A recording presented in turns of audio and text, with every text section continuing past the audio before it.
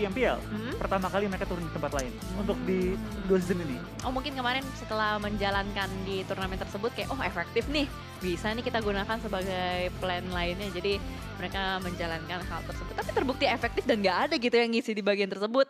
Jadi harusnya akan menjadi sebuah awal yang baik juga. Karena kalau misalkan yang namanya di awal udah ketemu orang lain. Udah deg-degan di awal gitu loh. Ibaratnya hati udah gak tenang kayak sekarang ini. Genesis Dogma yang udah harus bertemu dengan Onyx di awal-awal permainan. Betul, karena kalau ada orang yang kita perlu jaga dekat sama orang lain, tentu kita agak nggak tenang gitu ya. Nah itu dia. Kayak sekarang Nichil nih, dekat dengan orang yang kita nggak ingin mereka dekat gitu. Iya. Dua tim yang berlawanan. Iya, ada rasa-rasa cemburu dan rasa-rasa ingin merebut gitu ya. Dan kita melihat juga ternyata di sisi lain ada APG. APG kayaknya masih cukup nyaman nih, nggak ada orang dekat mereka. Ini ada Iya. di deket-deket apa Nakam, dermaga ya. Nakam itu. Nakam dermaga Nakam situ kan ya? Iya, mereka di kiri-kiri lah, di area-area Nakam. Dan udah mulai sering lah kita melihat tim-tim ini udah nyebar dengan lebih rapi. Karena Sunhawk udah berapa kali nih, berapa musim digunakan sebagai map yang kompetitif. Udah lama lah, bertahun-tahun bahkan ya. Dan semakin kesini, semakin juga tim-tim semakin matang main di area Sunhawk. Dulu kita lihat ya Sunhawk gitu-gitu aja mainnya. Betul. Sekarang muncul meta menggunakan kendaraan, meta scrapping ekstrim yang seperti Vic dimainkan, meta healing, dan banyak sekali strategi-strategi yang diciptakan untuk menguasai map Sunhawk yang memang terkenal sangat sulit untuk dimainkan. Dan kalau kita ngomongin udah sekelasan kayak SEA ini ibaratnya kayak individualnya udah pasti nggak usah diraguin lagi lah ya. Mereka udah pasti percaya satu sama lain dan pasti dari segi mekanik individual udah di atas rata-rata. Makanya mereka berani banget untuk melakukan scrapping berjauhan. Sementara dari Nichil nih yang masih Iya. agak cukup terjebak di area kampung dan sudah dikitari oleh beberapa player-player Onyx. Betul, yang sekarang dari Nichil sudah mendengar ada step-step yang mendekati arahnya. Dan dari Onyx tahu juga, ini Nichil nggak jauh-jauh banget Nichil. Belum ketahuan tapi akhirnya dimajuin sama 3 orang sekaligus. Kali Nichil langsung dipulangkan di awal permainan. Dan tentu menjadi pukulan bagi tim GD di awal-awal kehilangan satu player mereka. Dan gue nggak melihat player-player atau manpower lainnya dari Genesis Dogma. Karena mereka split ke Dogs. Jauh banget splitnya. Padahal kalau yang gue pernah lihat mappingannya, memang dari Onyx itu nge-split Kampong dan juga Lakawi. Jadi gue kaget, tadi waktu gue Nichil di Kampong, gue kaget. Maksudnya kayak, Onyx kan selalu turun tuh dari zaman PMPL Thailand, mereka selalu turun di Kampong dan Lakawi. Nah, ini Nichil kok masih berani turun di area Kampong? Apakah dia pengen coba loot and run itu, kayak loot di pinggir-pinggir kabur, atau gimana? Karena resikonya gede banget. Tapi yang dia lakukan itu adalah pergerakannya tuh jauh banget gitu loh. Kayak dia ngelutingnya agak ke dalam kampungnya gitu. Nah, itu. Nggak pinggir-pinggir banget. Jadi ya sudah terjadi mau gimana lagi ya. Mungkin namanya juga Sunhawk pertama. Ibaratnya masih coba-coba, masih mencari informasi. Dan di Quarry gue masih belum lihat sih adakah tim yang ngambil di Quarry. Karena sejauh mata memandang belum memantau juga. Ya kalau Quarry biasanya itu kalau sekarang ya nggak jauh-jauh dari arahnya tim YG. Tim BN. BN lagi main. BN itu seingat gue biasanya Cave. Kalau untuk di tengah-tengah itu YG. Dan BTR kalau dari Painan tuh keluarnya cepat banget ke arah Quarry. Tapi kan karena zona ke kiri. Ambil potongan Alpha dan juga Charlie. Jadi harusnya tim-tim yang dari Quarry malah yang bergeser ke arah Painan. Ya, dan tim-tim dari Lakawi Kampung yang bakal geser ke Quarry. Atau mungkin dari yang Bravo masuk ke Quarry. Tapi kalau kita lihat sekarang juga di tim-tim lain belum ada sih pertemuan-pertemuan lagi. Baru tadi aja satu player dari GD yang terculik. Dan kita belum melihat nih adanya indikasi-indikasi untuk melakukan healing atau seperti apa. Karena juga masih menit kelima, masih menit awal juga. Dan di kota-kota lain tidak ada clash. Jadi gue rasa ini akan menjadi Sunhawk yang cukup damai. Awal-awal. Berarti bisa dibilang semua tim benar-benar mempersiapkan Sunhawk dengan baik. Mereka mapping sedetail-detailnya dan mungkin tadi kayak ada beberapa lah tindakan-tindakan nekat yang dicoba gitu loh. Kayak coba-coba drop zone untuk mencari tahu apakah masih ada tim Onyx atau enggak gitu loh di kampung. Siapa tahu kan tebak-tebak manggis ya udah pindah kali ya siapa tahu gitu. Mungkin. Main loh. Oh iya. Oke, welcome to PMPLC Season 4 kali ini untuk seorang Yuhai yang akhirnya bergabung juga di roster BTR. Ya, dan diturunkan ya. Dan sebentar kalau kita lihat ternyata fight yang akhirnya mulai pecah. Ada pergerakan yang cukup nekat menurut gue dari seorang Tom. Tapi apik sekali dari V-Gaming. Dia benar-benar membackup pergerakan Tom. Ditembakin terus-menerus backup fire yang bertubi-tubi. Membuat Gatani ternyata nggak berani untuk melakukan pick off lagi. Dan Tom ternyata berhasil untuk touchdown ke belakang sebuah batu besar. Betul, padahal kalau tadi Gotunia dia spray sedikit lebih lama.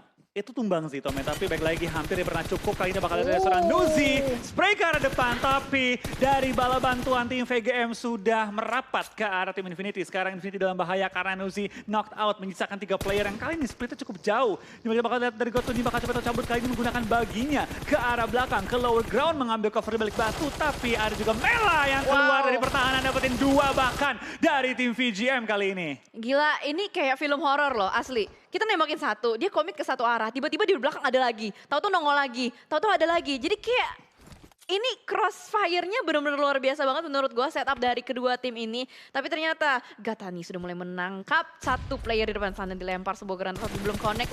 Timing hampir saja, tapi Tuan masih berhasil untuk menghindar jump shoot yang ternyata gagal. Gatani berhasil melakukan counter dengan UMP Gaming badinya, dan ternyata kali ini malah V Gaming yang bonyok. Betul. Tadi dari V Gaming yang mengambil keuntungan di awal-awal dengan knocker, dengan satu play yang cukup baik ya knocker di awal-awal. Sekarang malah tinggal menyisakan seorang Porsche yang langsung nyemplung ke laut. Coba untuk menyelamatkan placement point di mana dari Infinity lagi mencari nih player terakhir. Yang tadi sempat nge-knockin player-player kita kemana nih? Berenang ke arah mana? Tapi Infinity tidak menang tanpa adanya luka juga. Karena sekarang mereka kehilangan satu player mereka di awal permainan. Yes. Nuzi lagi, bintangnya mereka. Itu dia, abang-abangannya Infinity ya. Iya.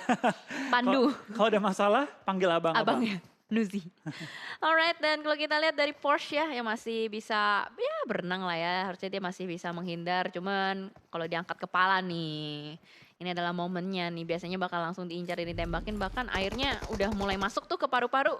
Blue Zone-nya juga mau bunuh diri, suicide kah? Dia mau tumbang sama Blue Zone daripada ngasih poin ke tim lain. Itu menurut gue strategi yang cukup wajar, apalagi dengan dia tahu bahwa this is the end. Dia nggak bisa healing di air, dia juga termakan oleh Blue Zone. Zona pun jauh dari dia, ya mending gue tumbang sama Blue Zone, gak ngasih poin ke tim lain. Alright, dan akhirnya Force tenggelam sudah mengoyo-ngoyo di air. It's the end of V Gaming, dan bergeser ke arah Vase Clan di bagian sebuah jembatan. Korpai tertangkap lagi, dan untuk Mr. Five nampaknya akan berusaha untuk melakukan misi penyelamatan ke atas sana.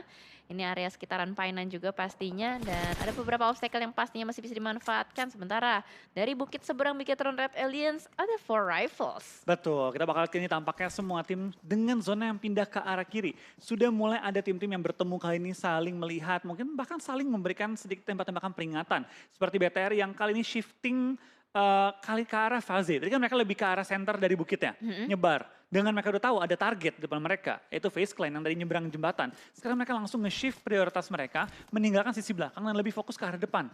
Ya benar, itu adalah decision making yang wise juga harusnya, wise decision, karena balik lagi harus kita lakukan adalah objektif gameplay kali ini, dimana spread out yang masih cukup menjauh satu sama lain dari Bigetron Red Aliens cukup menarik juga, dan jumper kita bisa ngelihat sudah mulai bergerak di bagian atas, tapi Yuhai tertangkap. Iya, tertangkap oleh Vase Clan yang tadi ada di bagian low ground. Mungkin dari Yuhai tadi kelihatan lagi ngepron atau lagi kebuka badan dan langsung diincar. Tapi dia dari Kit bakal mereka juga ke arah tim GD di mana mereka lagi mengisi area-area sekitar cave. Yes, dan suara motor dari seorang Kit harusnya terdengar sangat jelas oleh seorang Booms, masih belum ditembak. Begitu disiplin dari seorang Booms memegang barrelnya, masih menunggu timing dan momentum, dan DZZ sebuah granat yang dimasak dengan matang akan dilontarkan ke arah depan, tapi ternyata belum cukup. Angle lemparan dari granatnya nggak sampai ke seorang Kit, tapi ternyata atraksinya gagal ya. Iya. Itu bakal lihat Kenny dengan Booms yang lempar boom depan mukanya dari seorang Kit tapi nggak mengenai damage-nya. Ini informasi bagi tim Secret bahwa ada tim lain yang sudah menghinggapi area ini. Tapi ternyata lagi liatin ke arah GD, ada Onyx yang juga bermunculan kali ini dengan 3 player yang masih bertahan hingga zona kita kedua. Yap, dan ternyata slow passive gameplay antara dua tim tersebut masih berada di bagian blue zone-nya juga, dan masih cukup jauh pergerakannya 500 meter untuk menuju ke play zone berikutnya. Dan ini agak PR berat juga menurut gue kalau misalkan mereka harus fight di zona-zona seperti ini, tapi Booms mungkin akan sedikit retreat, tarik mundur, tapi ternyata enggak. Booms masih dengan sabar nungguin kedatangan dari tim Secret, memantau dari kejauhan juga terpantau. Itu dia jumper, bakal langsung ditembakin begitu saja, tapi miss the shot. What happened Booms? Keraguan yang dimiliki, tapi ternyata tembakan berikutnya berhasil menumbangkan seorang jumper. Dan di sisi reload sedikit, dan Fredo masih belum bisa ditumbangkan, tapi ternyata counter dari Fredo membuat Booms yang harus ter-take down. Betul, sayang sekali dari seorang Booms sedikit sulit untuk di backup, tapi kalian dari Star dan kawan-kawan tinggal berdua, Daybot masih bertahan juga, dan Kalau biasa kita lihat GD, biasa sih mereka melakukan healing. Gue nggak tahu jumlah healing yang mereka pegang saat ini. Detik ini itu berapa, karena dari start masih ada di bagian blue zone.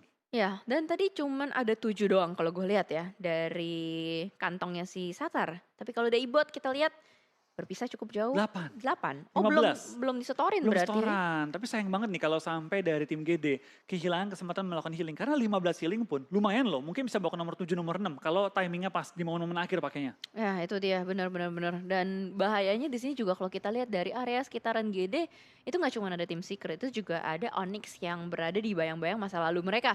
Jadi gue rasa nih ya, tim-tim yang main di bagian kanan, dia tahu nih jalur-jalur rotasi healer-healer tuh di mana aja. Betul, tapi Disisirin. iya disisirin, itu dia yang gue bilang. Karena meta healing begitu kuat, Iya, tim-tim mulai ngebentuk cara kita nge-counter gimana, anti healing jadi ya. antidotnya ya dicari. Antidotnya. Waduh, ini bahaya banget sih. Dan kalau kita lihat juga dari tim Secret kayaknya bakal meninggalkan saja tim Genesis Dogma. Dan menarik ketika kita lihat ada Fredo nih akhirnya dimainkan. Tadi Irangel juga dimainkan, cuman kan di week 1 kita nggak lihat adanya Fredo. Berarti Fredo ini ngegantiin iShots. Iya, iShots. Ya benar iShots. nih, karena biasanya dari tim TS dia punya roster cukup luas kan. Banyak dia. Ada 5-6 ya? 5 deh kayaknya, 5 pemain. 5. Lupa deh. Pokoknya yang gue inget tuh ada 2 player dari Yudu ya kan, si Jumper sama Fredo. Terus ada iShots orang lamanya, ada Betul. Metoy orang lamanya, Kit yang baru dari Todak. 5 dong berarti? 5 berarti ya. 5. Tapi mereka sering tuker-tukeran juga, tergantung dengan mungkin mapnya dan juga performanya. Tapi sementara kita ngomongin performa, ini di DX yang pada Super Weekend pertama mendapatkan peringkat puncak kali ini. Tapi di Sunhawk kali ini langsung terpantau dan ditumbangkan hampir 2 player mereka di awal permainan DX. Kehilangan Rabis, hampir kehilangan Duke.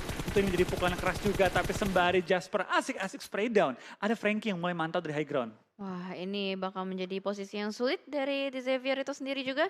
Dan lagi-lagi kita melihat ada tim yang bermain di blue zone. Ada apa dengan Sunhawk kali ini? Semuanya kayak ragu-ragu untuk masuk ke dalam zona. Mereka semua berusaha buat nyisir bagian luar. Kayaknya takut ke backstep sama healer-healer gak sih?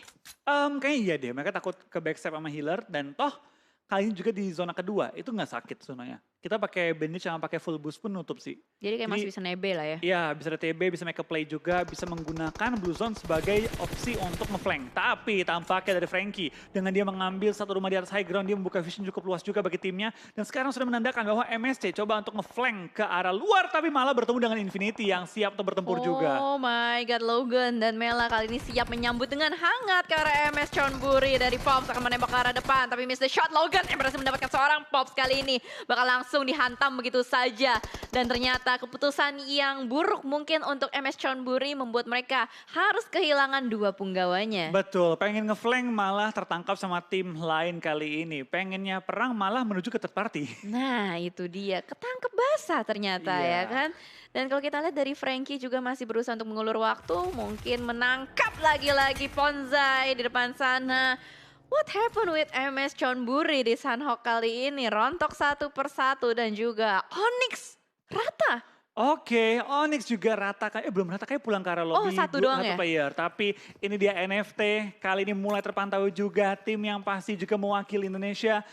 Tim yang perlu kita dukung juga secara maksimal untuk dapetin poin-poin lebih kali ini. Ya, dan bahkan di Elimination Feeds-nya kita melihat ada sebuah momen yang mungkin tidak kita inginkan. Ada Bigatron yang bertemu dengan RRQ. Tapi dari NFT kali ini benar-benar memotong dan menahan pergerakan dari Onyx. Gimana caranya supaya tidak bisa masuk ke dalam zona. Bahkan Swavel sempat-sempatnya melakukan setup smoke untuk melakukan unboxing ke arah kotak dari Onyx. Betul, tapi feeling gue, NFT kan turun di Mongnai, pojokan atas. Tiba-tiba udah nyampe ke arah sini, kayaknya mereka healing deh. Kayaknya mereka bisa healing sih kalau mereka nge-clear Mongnai, dapetin Bravo, nge-clear Lakawi lagi dan coba cari healing sebaik mungkin, itu bisa mereka healing kali ini. Ya itu dia, jadi masih ada beberapa option-option yang mungkin akan terjadi atau kemungkinan-kemungkinan yang akan terjadi.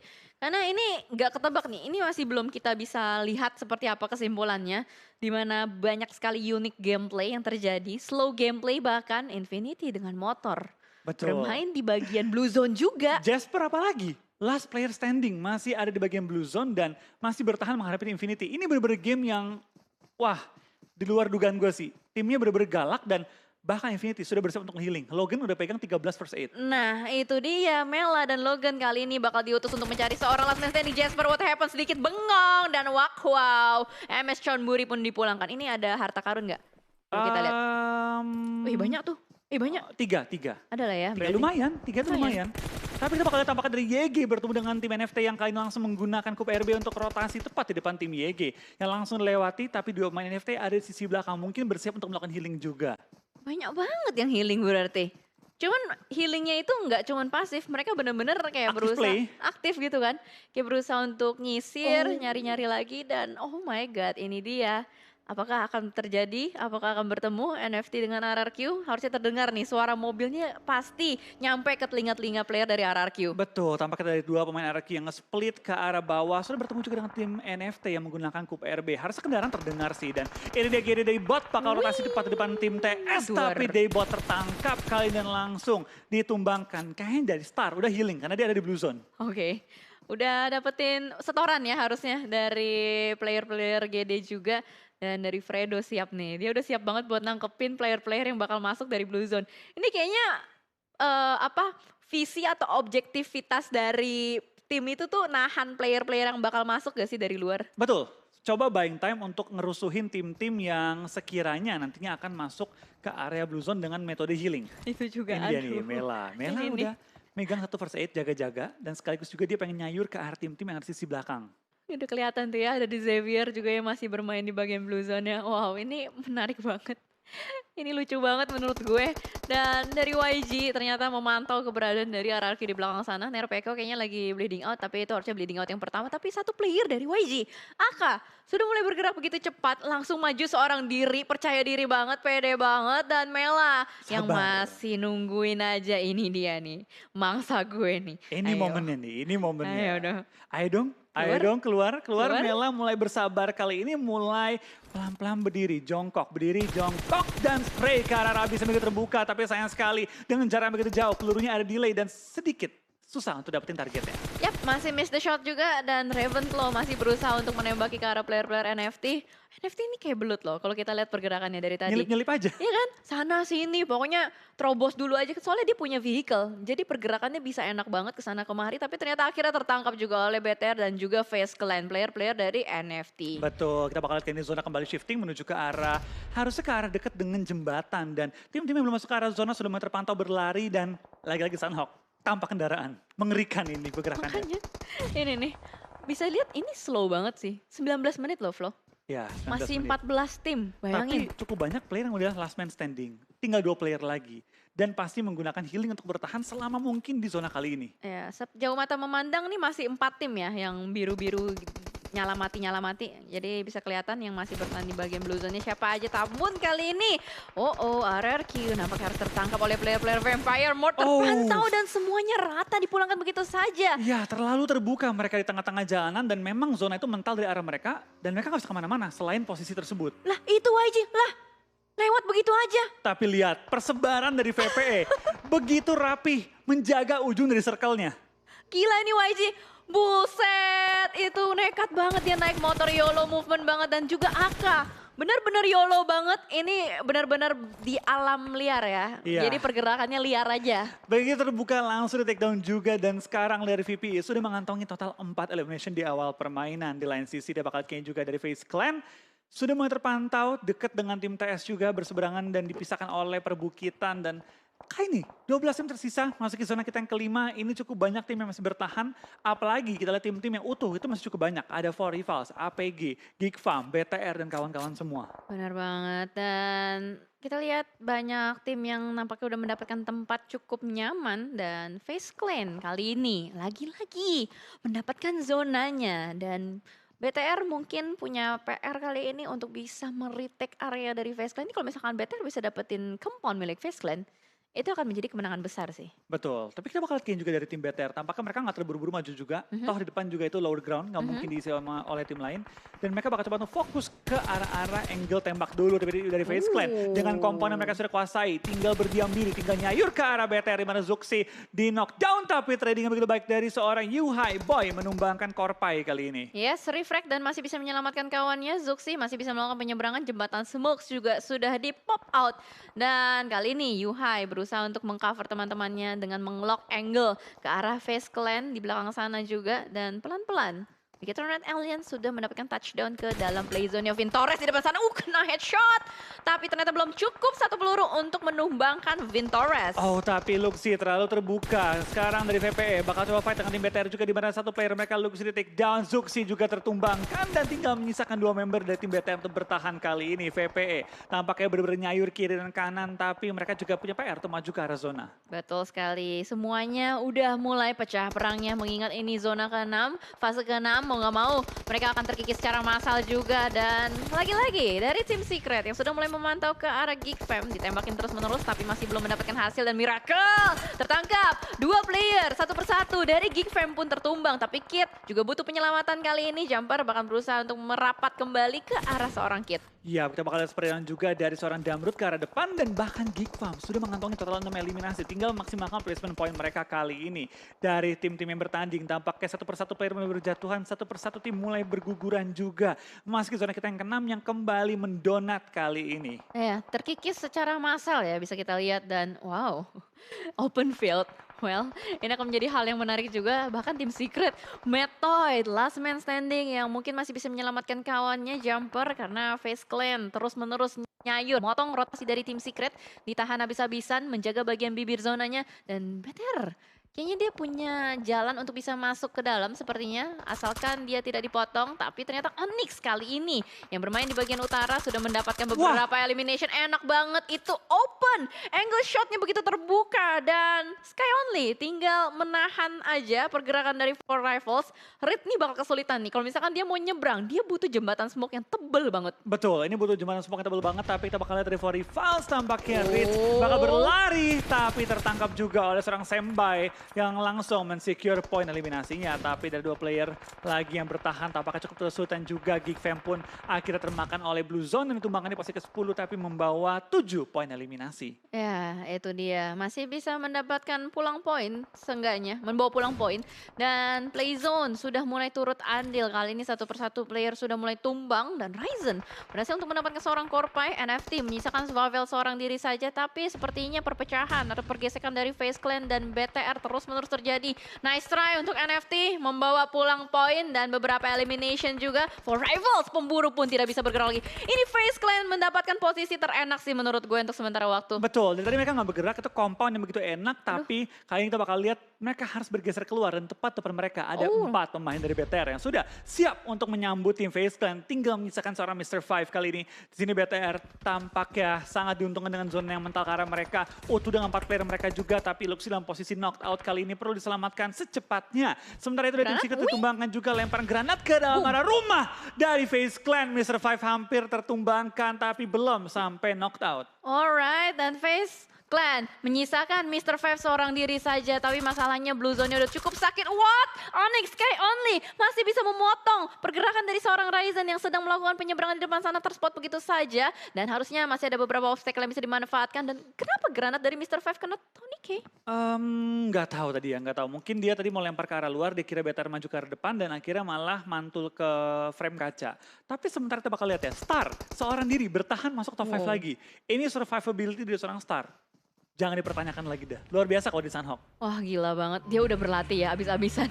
Lone survivor dari Genesis Dogma berarti top 5 untuk tim Indonesia. Ada BTR dan juga Genesis Dogma, tapi Sembai masih bertahan. Last man standing, timpukan utilities is real kali ini. Granat dari Ryzen nih bos. Super Manggis is real dan Sembai sepertinya sudah mulai tertekan oleh Blue Zone-nya. Harus keluar mau tidak mau dan itu dia close combat terjadi jump shoot. Onyx dipulangkan oleh Bigetron Red Alliance. Betul, Star dengan sabar menunggu momennya tapi tampaknya terlalu sabar dan ketahuan oleh tim BTR. 2 tim tersisa, Infinity melakukan healing dan BTR ada dalam zona dengan sangat nyaman, tinggal bersabar aja. Kaget, siapa itu yang nembak? Di mana Kak Infinity? Apakah kalian melihat Infinity? Ayo sebut di mana? Di mana? Lebih kencang. Saya tidak, oh ternyata di sini jauh banget. Di Kemalva. Kemalva, alright. Alright, kali ini dari tim Infinity, tapi baik lagi mereka nggak pulang hanya dengan placement point. 6 elimination kantongi, #2 placement didapati, berarti 18 poin untuk tim Infinity. Lihat, seneng banget Logan. Mukanya, kok mirip Ryzen sih mukanya dari sini? Sekilas ya? Iya. Oh enggak. Oh, poninya udah digituin, enggak mirip. Pas- Tuh, mirip tuh. Tuh. Ini Ryzen nih dengan kearifan Thailand. Oke. Lihat, dia semangat banget tuh nge-healing. Ayo kita lihat perjuangan dari Logan. Ayo Logan, Ayo. udah cukup. Ih, masih ada loh. Dia first aid-nya taruh di mana? Oh di lantai, digeletakin. Oh, pintar sekali.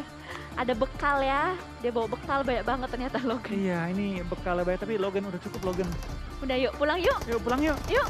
Pulang Nggak yuk. mau, masih mau healing. Bentar Ayo. lagi. Ayo mandi yuk. Tapi Logan dengan healing terakhirnya kali bakal tumbang dan winner chicken dinner untuk tim Bigetron RA di game kita yang kedua. Yes, dan membawa elimination yang cukup banyak. 10. 10 elimination. Berarti bisa kita bilang BTR bermain dengan stabil untuk di 2 match kali ini. Begitupun juga dengan tim Vampire ya. Vampire